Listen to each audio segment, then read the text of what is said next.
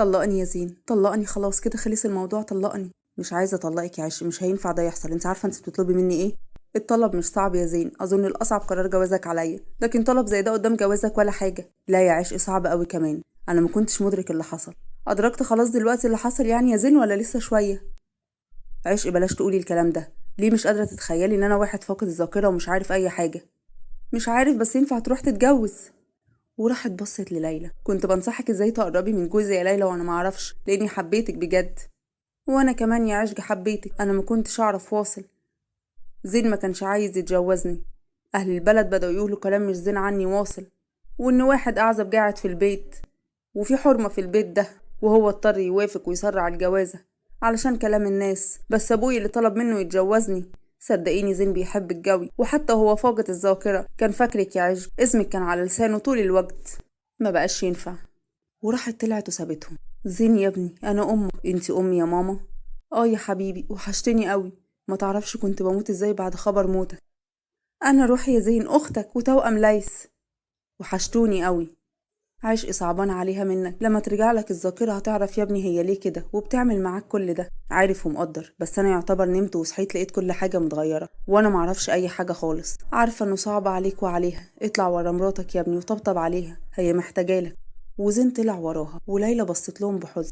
منورة يا ليلى. بنورك يا خالة. احنا مش بنظلم حد يا بنتي، وابني مش ظالم خالص، وانتي واللي في بطنك فوق دماغنا. ربنا ما يجيب ظلم يا خالة. وفريدة كانت متضايقة قوي. عن إذنكم.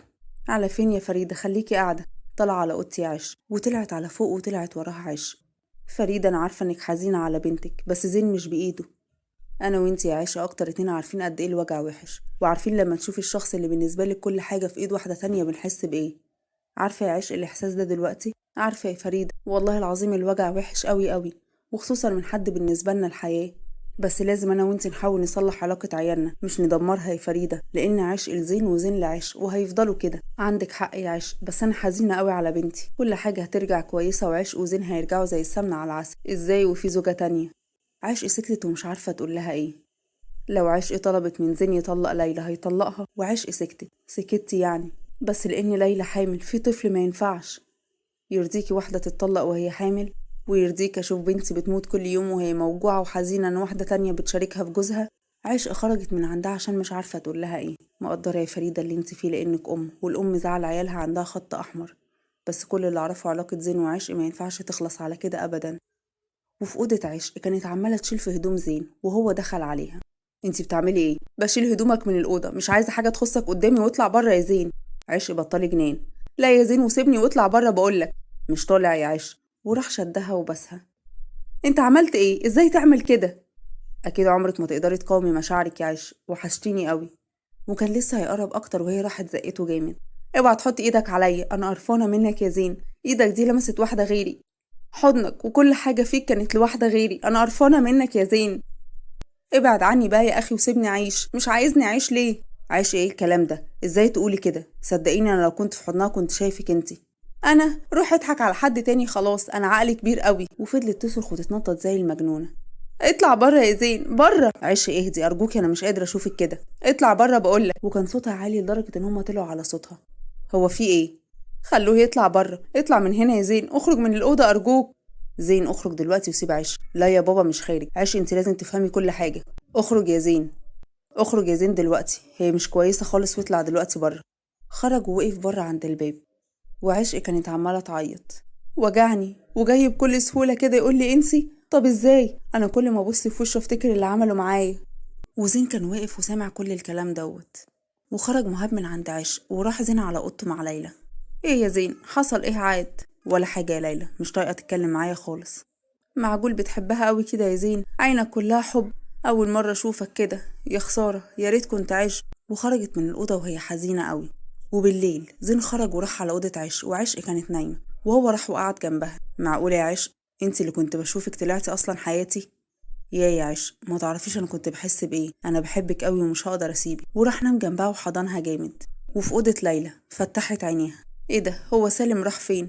راح لها ولا ايه؟ ده كان نايم جنبي. وخرجت راحت لأوضة عشق وفتحت وبصت لقيتهم الاتنين نايمين جنب بعض.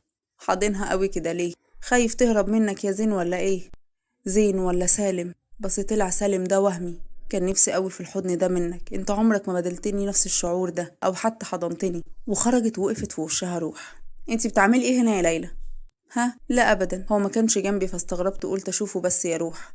بصي يا ليلى، زين اتجوزك وللاسف خلاص مضطرين نقبلك، بس اعرفي ان عشق وزين بيعشقوا بعض وحبهم مش حب قليل خالص. بس انا ما قلتش حاجه يا روح، انا بعرفك بس يا ليلى، ويا ريت تفهمي الكلام ده كويس بس عشان تريحي وتستريحي. تمام، بس انا عارفه للاسف هو كان بيحبها حتى وهو فقد الذاكره. تصبحي على خير. وراحت دخلت الاوضه وفضلت تعيط. وعند روح، للأسف انتوا التلاتة ضحايا، بس لازم تعرفي انهم حياة بعض علشان ما تحاوليش توقعي بينهم. ودخلت اوضتها. روح مالك، تعالي هنا.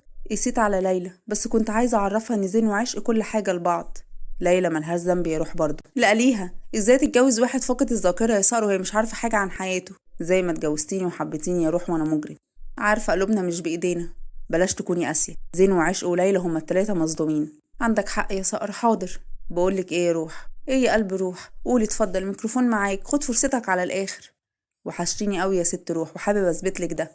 تثبت؟ لا يا حبيبي، مصدقه كلامك طبعا. وراح شال روح. يا مجنون نزلني بس يا صقر. ما انتي وحشتيني قوي يا روح، ينفع كده يعني؟ لا ما ينفعش. ما تيجي نخوي يامن؟ ها، لا لا لا يا صقر ما ينفعش، حلو يامن قوي علينا، نعمه وفضل.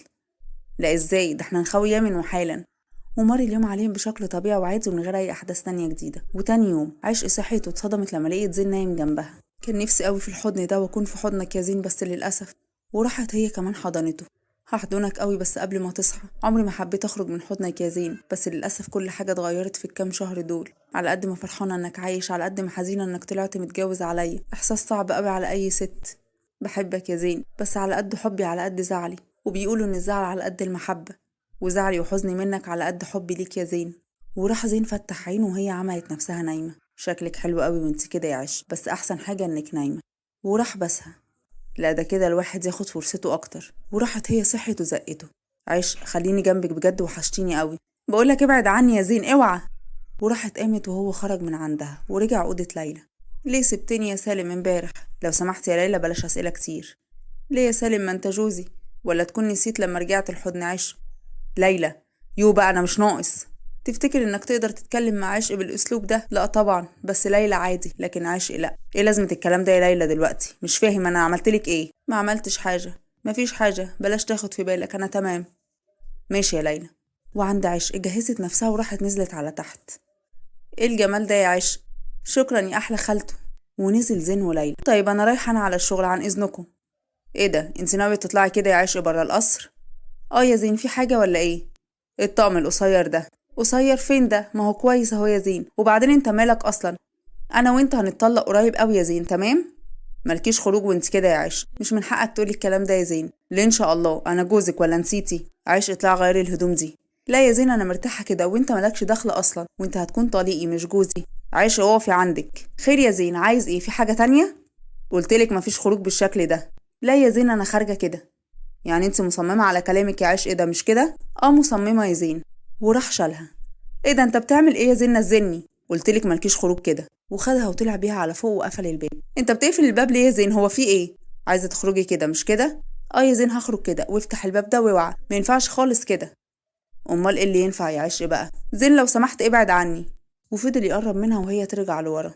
وراح بعد كده خدها في حضنه.